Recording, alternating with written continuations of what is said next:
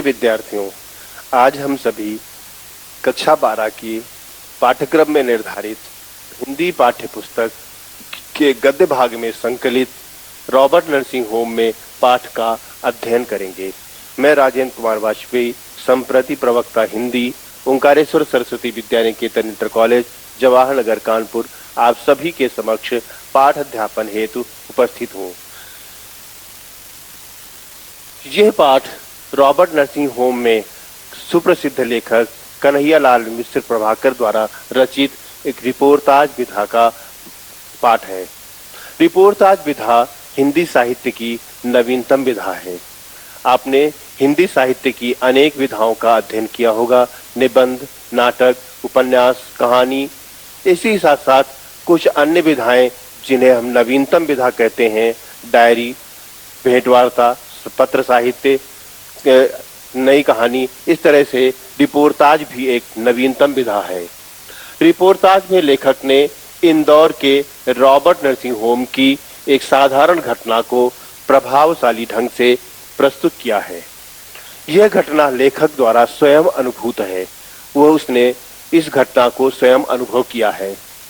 इस रिपोर्टाज में nursing home में कार्यरत 3 परिचारिकाओं, मदर मार्गरेट, मदर टेरेसा और सिस्टर क्रिस्टहेल्ड का परिचय और उनके सेवा भावना का वर्णन किया गया है। हम सब ने अपने जीवन में इन सिस्टर्स का सेवा परायणता का भाव कभी न कभी अपने जीवन में अवश्य ही अनुभव किया होगा। घटना का चित्रण इतने मार्मिक रूप में हुआ है कि वह सच्चे अर्थ में धर्म, मानव सेवा और समता का उदाहरण बन गया है। मदर टेरेसा के विषय में हम सब ने निश्चित रूप से सुना होगा। उनका जीवन भारत भूमि में उनकी कर्म भूमि बना और उन्होंने सेवा परायणता को ही अपने जीवन का उदाहरण बनाया है। सेवा परायणता उनके जीवन का पर्याय बन गई है। उन्हीं के मदर टेरेसा के साथ काम करने वाली सिस्टर क्रिस्टहेल्ड भी उसी प्रकार से सेवा परायणता को अपने जीवन में आत्मसात किए हुए थी। यद्यपि मदर टेरेसा और सिस्टर क्रिस्टहेल्ड दोनों ही परस्पर विरोधी देशों फ्रांस और जर्मनी की निवासी थीं, क्योंकि ये दोनों देश परस्पर विरोधी होकर के 2 विश्व युद्धों में परस्पर युद्ध कर चुके थे। फिर भी मदर टेरेसा और सिस्टर क्रिस्टहेल्ड दोनों ही इन संकीर्ण विचारधाराओं से मुक्त थीं।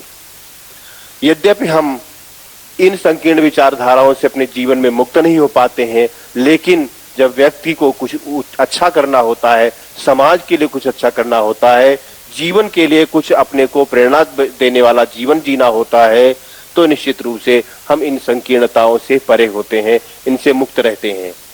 उन्होंने लेखक ने अपने उदार मानवीय दृष्टिकोण का परिचय देते हुए लिखा है कि दोनों परिचारिकाओं का सेवा भाव और उनका उदार मानवीय दृष्टिकोण उन ईसाई धर्म की छाया में पल्लवित हुआ था। लेखक ने लिखा है, जो अपना अनुभव लिखा है, कल तक जिनका अतिथि था आज उनका परिचारक हो गया। जिनके घर में अतिथि बन करके गया था, जो मेरा मेहमान नवाजी कर रही थी, जो मेरा आतिथ्य स्वीकार कर रही थी, आज वे स्वयं बीमार हो गई थी। मैं उनका परिचारक, मैं उनकी सेवा करने वाला था, क्योंकि मेरी आतिथेया अचानक रोग की लपेट में आ गई, क्योंकि जिनके घर में अतिथि बन करके गया था वे स्वयं बीमार हो गई थीं और उन्हें इंदौर के रॉबर्ट नर्सिंग होम में लाया गया था। जिस घटना का लेखक ने उल्लेख किया है, वही रॉबर्ट नर्सिंग होम, वहां पर अनुभव की गई अपनी उस घटना का लेखक ने चित्रण किया है। ये घटना है सितंबर 1951 की। उसका संस्मरण करते हुए लेखक ने लिखा कि रोग का आघात पूरे वेग में, यद्यपि रोग अपनी प्रबलतम रूप में आघात कर रखा था और उसका परिणाम वहां का सारा वातावरण कंपायमान हो रहा था। सारे लोग भयग्रस्त थे और वातावरण पूरी तरह से चिंताग्रस्त हो रहा था, क्योंकि बीमारी का नाम सुनकर के ही सभी उसके परिणाम से, चिंता से बेहवल होने लगते हैं। हम सब भी अत्यंत बेहवल हो रहे थे। और सारा वातावरण चिंताओं से घिरा हुआ था। हम सभी सुस्त पड़े हुए थे। तभी लेखक कहता है कि मैंने चौंक कर देखा कि अपने विशिष्ट धवल वेश में, धवल का अर्थ है श्वेत, अपने विशेष श्वेत वस्त्रों में घिरी हुई एक महिला उस कमरे में आई। उनकी कोई 45 वसंत देखी, अर्थात उनकी उम्र लगभग 45 वर्ष रही होगी। उनका रंग हेमश्वेत, बर्फ के समान सफेद था, लेकिन वह बर्फ के समान भी पूरी तरह से सफेद नहीं, अपितु अरुणोदय की छाया, अरुणोदय की रेखाओं से अनुरंजित। अनुरंजित का अर्थ होता है रंगा हुआ, अर्थात जिस प्रकार से सूर्य की उदय होने के समय उसकी किरणें धरती पर पड़ करके सारे भूमंडल को अपने सुनहरे प्रकाश से भर देती हैं, उसे रंग देती हैं, वही प्रकाश जिस समय उस बर्फ पर पड़ता है और जिस प्रकार की आभा उत्पन्न होती है, कुछ वैसा ही उनका श्वेत रंग लालिमा लिए हुए दिखाई दे रहा था। कद उनका लंबा था और सुता सधा बिल्कुल सांचे में ढला हुआ शरीर दिखाई दे रहा था। लंबा मुंह अच्छा नहीं लगता। लेखक कहता है कि उस स्त्री ने, जिनका नाम मदर टेरेसा था, लेखक ने आगे उनके बारे में बताया है कि उन्होंने आते ही कहा कि बीमार के पास उदास चेहरा लेकर के नहीं बैठना चाहिए, क्योंकि इससे बीमारी और का जो अस्वस्थ है उसकी स्वस्थ होने की भावना कमजोर होती है। इसलिए उदास चेहरा लेकर के नहीं बैठना चाहिए। जितना अधिक हम उसे ऊर्जास्वित कर सके, उसमें ऊर्जा का संचार कर सके, उतना ही उसके लिए और ही अच्छा होता है। बीमार के पास लंबा मुंह नहीं, इसलिए जो अस्वस्थ है उसके पास उदास चेहरा लेकर के नहीं बैठना चाहिए। आते ही उन्होंने कहा, भाषा सुथरी, उच्चारण साफ। भाषा उनकी स्पष्ट थी और उच्चारण भी स्पष्ट था। और वह स्वर आदेश का, उनका आदेश, लेकिन वह अधिनायक का, किसी शासक का नहीं था, अपितु वह पूर्णतया माँ का था। जिस प्रकार से माँ अपने बच्चे को वात्सल्य में आदेश देती है, जिस प्रकार से उसमें आदेश तो होता है लेकिन उसके साथ ममता भी होती है, उसी प्रकार से उन्होंने आते ही अपनी पूरी ममता बिखेरते हुए वह आदेश दिया, जिसका आरंभ तो होता है वह शिकंजे में और अंत गोद में। जिस प्रकार से माँ अपने बच्चे को पूरी तरह से ममता से भर देती है और उसे अपने गोद में उठा लेती है, उसी प्रकार से उन्होंने भी आते ही अपना पूरी ममता, अपना पूरा ममत्व रोगी के पास बैठे हुए सभी लोगों पर उड़ेल दिया। हाँ, वो माँ ही थी, होम की अध्यक्षा मदर टेरेसा। हाँ, वो उस नर्सिंग होम की अध्यक्ष मदर टेरेसा ही थी। मातृभूमि जिनकी फ्रांस, अभी लेखक ने बताया कि फ्रांस और जर्मनी दोनों परस्पर विश्व युद्धों में परस्पर विरोधी देशों में शामिल थे। हाँ, वो मदर टेरेसा फ्रांस की रहने वाली थी, लेकिन जन्मभूमि उनकी फ्रांस होते हुए भी उन्होंने अपनी कर्मभूमि के रूप में भारत का चयन किया था। उन्होंने उभरती तरुणावस्था से ही इस ढलाव तक, इस उम्र तक आते आते उन्होंने रोगियों की सेवा में पूरी तरह से अपने आप को लवलीन, पूरी तरह से तल्लीन कर दिया था, क्योंकि सेवा भावना ही उनके जीवन का एकमात्र उद्देश्य था। लोगों के जीवन में प्रसन्नता को बिखेरना और जिस प्रकार से भी उनके जीवन में आनंद की अनुभूति की कराई जा सके, यही उनका जीवन का उद्देश्य था, यही काम था, यही उनका घर था, यही राग उनके जीवन का आनंद था, इसी में उनके जीवन का प्रेम था, इसी में उल्लास था, इसी में उत्साह था, यही उनका लगाव था। और बस उनके जीवन में केवल और केवल यही था, क्योंकि इसके पश्चात उन्हें और कुछ जानना भी तो नहीं था। इसके अलावा और कुछ उन्हें जीवन का कोई उद्देश्य, कोई लक्ष्य उन्होंने निर्धारित ही नहीं किया था। जितना भी हो सके रोगियों की शुश्रूषा करते हुए, उनकी सेवा करते हुए, समर्पण भाव से उनके जीवन में आनंद को बिखेरा जा सके, आनंद की सृष्टि की जा सके, उतना अधिक उनके जीवन का यही आनंद था। उन्होंने आते ही रोगी के उदासी से मुरझाए हुए, म्लान मीन्स मुरझाए हुए दोनों गालों पर अपने चांदी से चमकते हुए हाथों से जब स्पर्श किया, चांदनी चर्चित हाथ चांदी से जैसे चमकते हुए हाथों से थपथपाए उन्हें स्पर्श किया, तो उसके उदासी से, दुख से, बेहवलता से सूखे हुए अधरों पर, होठों पर मानो जैसे एक चांदी की रेखा, एक मुस्कान सी बिखर गई हो। एक मुस्कान जो प्रसन्नता में परिवर्तित हो गई थी। सारा वातावरण प्रसन्न हो गया था, सारा वातावरण आनंद से भर गया था, और सारा वातावरण जो अभी दुख का भार लिए हुए था वह अब कम हो गया था, हल्का हो गया था।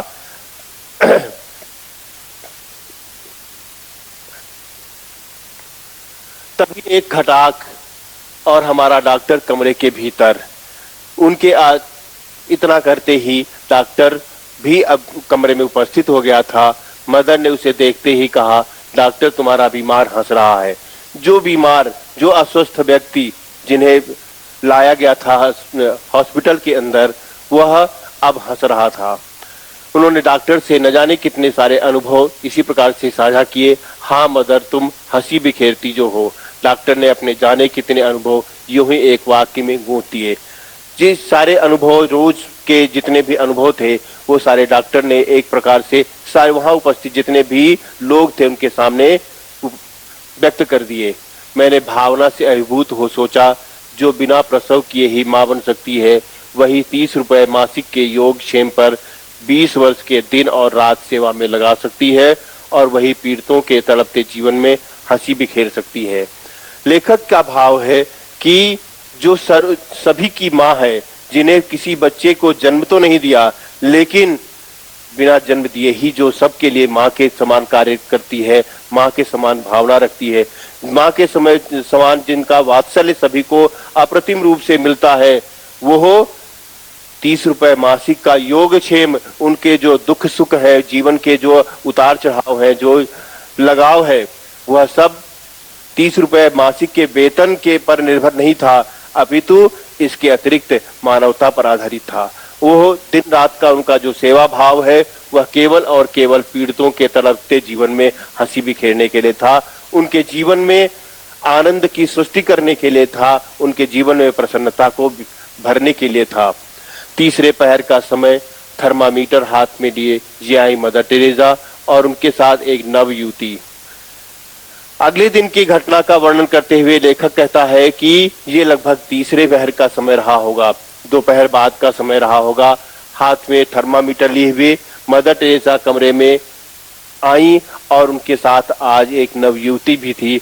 उसी प्रकार के विशिष्ट श्वेत आभूषण वेशभूषा में, गौर और आकर्षक, ये उसका वर्ण रंग गोरा और आकर्षक था, लेकिन लेखक इतने पर ही संतुष्ट नहीं होता है। वो गौर और आकर्षक, लेकिन उसके स्वरूप का चित्रण करने में दोनों ही शब्द असफल, यानी उसका स्वरूप इससे भी कहीं अधिक आकर्षक, इससे भी अधिक सुंदर, इससे भी अधिक सामर्थ्यवान। यूं कहकर उसके आसपास आ पाऊंगा। लेखक उपमा देते हुए कहता है कि शायद चांदनी को दूध में घोल करके ब्रह्मा ने उसका निर्माण किया हो। एक तो चांदनी अपने आप में श्वेत होती है और दूध भी श्वेत होता है, दोनों को आपस में अगर घोल दिया जाए तो उसकी जो श्वेत आभा है वो कितनी अधिक बढ़ जाएगी। कुछ ऐसा लगता है कि ब्रह्मा ने कुछ इस प्रकार से रचना की हो। रूप और स्वरूप का एक दैवी सांचा, यानी उसका जो रूप और स्वरूप था दैवी आभा लिए हुए था। सारे अंग प्रत्यंग अपने आकार के अनुरूप थे। नाम था उसका क्रिस्ट हेल्ड, और जन्मभूमि जर्मनी, फ्रांस और जर्मनी, जो दो विरोधी देश। फ्रांस की पुत्री मदर टेरेसा और जर्मनी की दुहिता क्रिस्ट हेल्ड, एक साथ, एक रूप, एक ध्येय, एक रस, दोनों का जीवन का उद्देश्य एक है। मदर टेरेसा और क्रिस्ट हेल्ड, दो दुहिता मीन्स होता है का अर्थ है पुत्री। फ्रांस की पुत्री मदर टेरेसा और जर्मनी की पुत्री सिस्टर क्रिस्ट हेल्ड, दोनों एक साथ एक स्थान पर रहती हैं। एक ही रूप है, एक ही वेशभूषा है, एक ही जीवन का ध्येय है और एक ही आनंद है।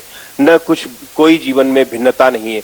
एक जन्मभूमि के स्तर पर केवल उनकी भिन्नता को अगर छोड़ दिया जाए तो उनका जीवन का ध्येय एक ही है। दोनों के आनंद की सृष्टि भी एक ही है। तुम्हारा देश महान है, जो युद्ध के देवता हिटलर को भी जन्म दे सकता है और तुम्हारे जैसी सेवाशील बालिका को भी।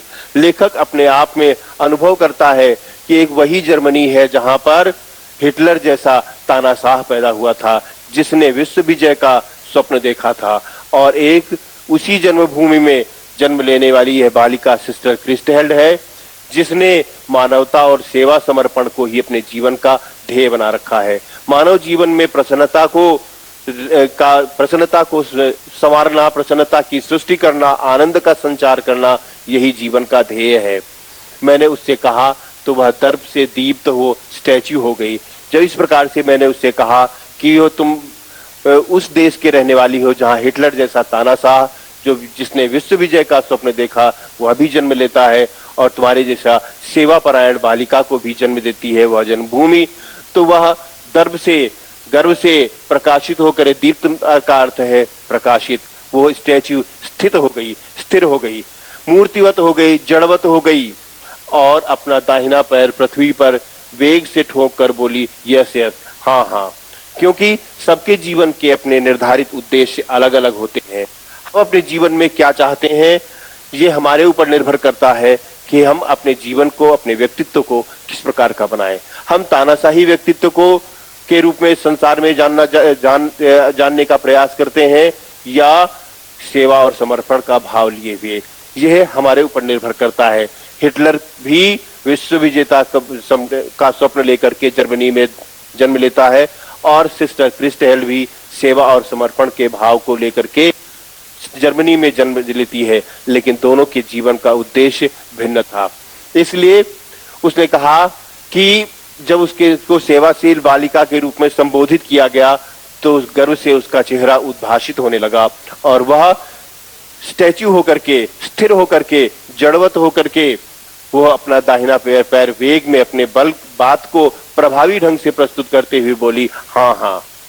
वह दूसरे कमरे में चली गई तो मदर टेरेसा को टटोला, आप इस जर्मन लड़की के साथ प्यार से रहती हैं। फिर मैंने मदर टेरेसा के अंदर झांकने का प्रयास किया, और उनके साथ उस लड़की के बारे में उनका जो भाव था, जो भावना थी, उसे जानने का प्रयास किया। आप इस जर्मन लड़की के साथ प्यार से रहती हैं? मैंने लेखक से, मदर टेरेसा से पूछा, क्योंकि जर्मनी फ्रांस का विरोधी देश था, इसलिए उनके मन में किसी प्रकार का भाव है क्या, ये जानने का प्रयास किया कि इस लड़की के साथ वो कैसे रहती हैं। बोली, हाँ, वो भी ईश्वर के लिए काम करती है और मैं भी।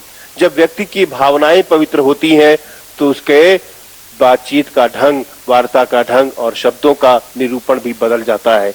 उन्होंने कहा जिस उद्देश्य को जानने का, जिस भाव को जानने के लिए लेखक प्रयास कर रहा था, उसे न व्यक्त करते हुए उन्होंने कहा कि हम दोनों ही ईश्वर के लिए कार्य करते हैं, हम भी मानवता के लिए कार्य करते हैं, हम सेवा और समर्पण के लिए कार्य करते हैं, हम जीवन को बचाने के लिए कार्य करते हैं, हम लोगों के जीवन में प्रसन्नता और आह्लाद का संचार करने के लिए कार्य करते हैं, इसलिए वह ईश्वरीय कार्य है।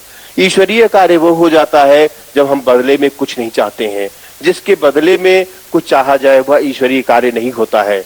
और यहाँ पर तो जो कुछ किया जा रहा था उन सिस्टर वर्ग के द्वारा, उसके बदले में कुछ भी दिया नहीं जा सकता है, इसलिए वह ईश्वरीय कार्य था। इसलिए दोनों में परस्पर प्रेम होना स्वाभाविक ही था। जब हम ईश्वरीय कार्य करते हैं, स्वार्थ की भावना से परे होकर के काम करते हैं, परार्थ के लिए काम करते हैं, दूसरों के कल्याण के लिए काम करते हैं, तो निश्चित रूप से हम दोनों में प्रेम होना स्वाभाविक ही है। क्योंकि स्वार्थ के लिए किया गया कार्य बदले में कुछ चाहने के लिए होता है, और जहां पर कुछ चाहने के लिए प्रयास होता है वहां प्रेम नहीं होता है। मैंने नस्तर चुभाया, उनके मन में फिर से एक ऐसी भावना को पिरोने का प्रयास किया, पर फ्रांस को हिटलर ने पराजित किया था, यानी फ्रांस को हिटलर ने विश्व युद्ध के समय परास्त किया था, उसे नष्ट भ्रष्ट किया था। ये आप कैसे भूल सकती हैं? इस भावना को कैसे भूला जा सकता है? क्या आपको अपने राष्ट्र की से प्रेम नहीं है? इस भावना को आगे दिया। नस्तर तेज था, चुभन गहरी, पर मदर टेरेसा का कलेजा उससे अछूता रहा। हमने अपनी बात को प्रभावी ढंग से कहा था, फिर भी उनका हृदय उससे अलग था। वे उसके स्पर्श रही, उसको उन्होंने स्पर्श भी नहीं किया और बोली, हिटलर बुरा था। कोई व्यक्ति बुरा हो सकता है, हिटलर बुरा हो सकता है, लेकिन सारे लोग नहीं। वहां वो तानाशाह था, वहां का वो शासक था, वो बुरा हो सकता है, पर वह इस लड़की का उससे दोष नहीं होता है। वहां के रहने वाले लोगों का दोष उससे नहीं हो सकता है, क्योंकि जो झगड़ा हुआ, जो युद्ध हुआ, जो लड़ाई हुई, उससे उस लड़की का भी घर नष्ट हुआ और मेरा भी, क्योंकि युद्ध कभी किसी का भी प्रिय नहीं हो सकता है, उससे विनाश दोनों तरफ आता है। हम दोनों एक हैं, क्योंकि उसके परिणाम से हम दोनों ही प्रभावित हुए हैं। हम दोनों एक। मदर टेरेसा ने झूम में इतने गहरे डूब कर कहा कि जैसे मैं उनकी लड़की को उनसे छीन रहा था। मदर टेरेसा ने प्रसन्नता से विह्वल होकर के इस प्रकार से कहा कि जैसे मैं उनको उनकी उस लड़की से, उस सिस्टर से, क्रिस्टल से उनके अलग करने का प्रयास कर रहा था, इसलिए उन्होंने पहले ही बार में मुझे परास्त कर दिया, जिससे मैं आगे और कुछ ना कह सकूं। मदर चली गई। मैं सोचता रहा, मनुष्य के बीच में मनुष्य ने ही कितनी दीवारें खड़ी की हैं। हम अपने आसपास देखें, न जाने कितनी दीवारें जिनका शायद हमें आभास भी नहीं होता है।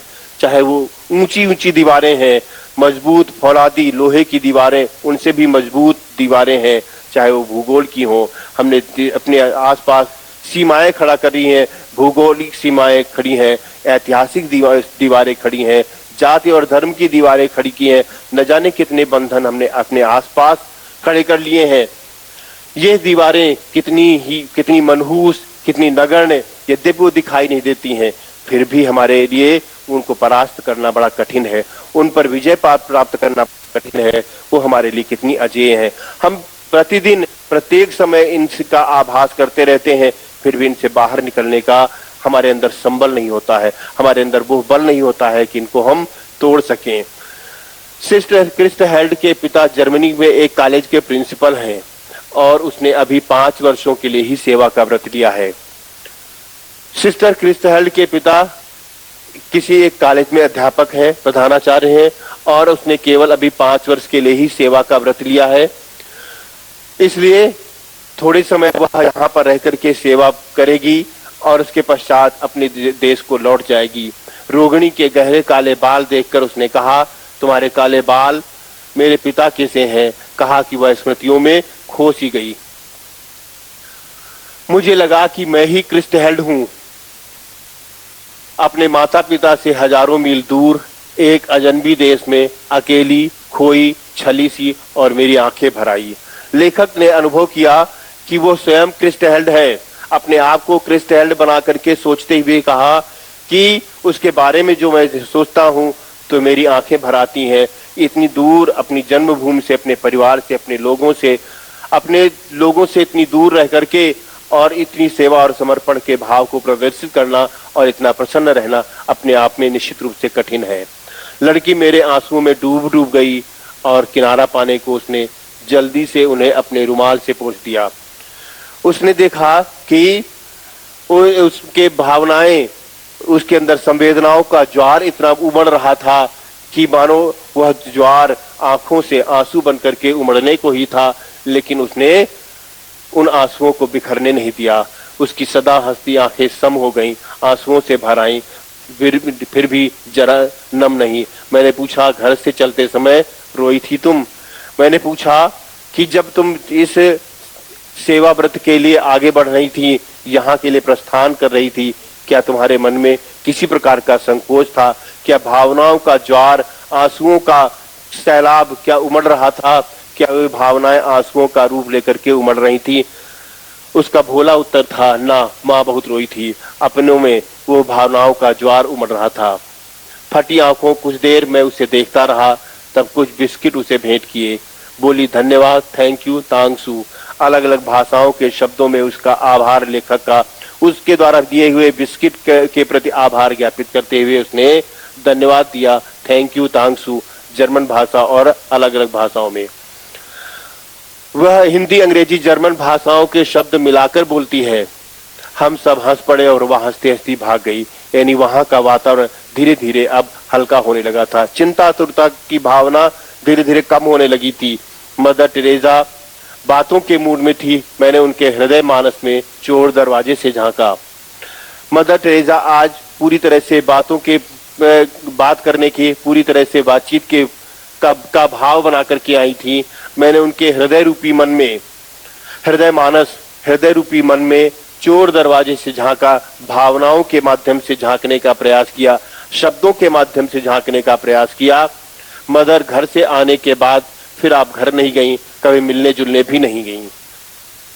मैंने उनसे कहा कि मदर, आप घर से आने के बाद कभी दोबारा अपने घर वालों से फिर से मिलने गई या नहीं, कभी उनकी याद आती है या नहीं, कभी मिलने के लिए भी नहीं गई। कान अपना काम कर चुके, यानी शब्दों का काम हो चुका था, शब्द मैंने उनके कानों में पिरो दिए थे। अब वाणी के द्वारा, जिह्वा के द्वारा उन्हें अपना उत्तर देना था, पर मदर ने उसकी राह मोड़ दी और तब मैंने सुनी ये कहानी।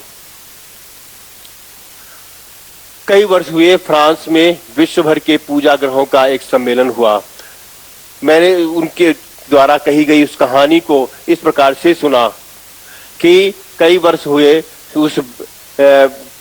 फिर से विश्व भर का एक सम्मेलन, उनके जो पूजा ग्रह हैं उनका एक सम्मेलन फ्रांस में हुआ।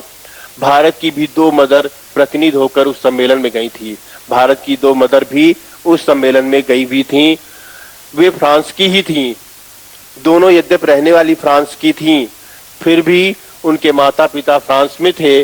उन्हें पता चला बरसों बाद हमारी पुत्रियां आ रही हैं। उन्हें यद्यपि आभास तो था कि आने वाली हैं, फिर भी वे पहचान नहीं पा रही थीं। दोनों माताएं अपनी पुत्रियों का स्वागत करने जहाज पर आईं। लेखक कहता है कि दोनों माताएं अपनी पुत्रियों से एक लंबे अंतराल के पश्चात मिल रही थी। उनके मन में भी भावनाओं का ज्वार उमड़ रहा था। उनसे मिलने का, अपनों का जो संबल है वो उन्हें दिखाई दे रहा था। पर वे विचित्र बात ये हुई कि दोनों अपनी पुत्रियों को पहचान नहीं पाई। इतने समय अंतराल पश्चात जब वे दोनों गई थी फ्रांस, तो भी वे दोनों जो माताएं उनकी आई थीं, वे माताएं अपनी पुत्रियों को पहचान नहीं पा रही थीं। आपस में कहती रहीं कि तुम्हारी बेटी कौन सी है। अंत में उनका नाम पूछा, तब गले मिली, क्योंकि उनका रूप स्वरूप, उनकी वाणी भाषा, उनके कार्यशैली, उनके जीवन का उद्देश्य, उनका लक्ष्य सब कुछ बदल चुका था। जीवन का निमित्त बदल चुका था। जीवन का सारे सुख दुख, सारे रोगियों की सेवा और समर्पण में ही पूरी तरह से शामिल थे। इसलिए सब कुछ बदल जाने के कारण वे माताएं यद्यपि आई थी तो ही मिलने के लिए, फिर भी वह पहचान नहीं पाई। कहानी पूरी हुई तो कई प्रश्न उठे। मदर टेरेसा उनके उठते न उठते भाग गई। निश्चय ही उन दोनों अनजान पहचानी पुत्रियों में स्वयं एक वे भी थीं। यद्यपि ये कहानी पूरी हुई, उन्होंने अपने बारे में बताया, मदर टेरेसा उस कहानी के पूरा होते होते जा चुकी थी। निश्चय ही उनका कहने का तात्पर्य था कि उन अनपहचानी पुत्रियों में से वे एक स्वयं थी। इसके आगे का जो भाग है हम सब अगले लेसन में देखेंगे, अगले पाठ में अध्ययन करेंगे। धन्यवाद।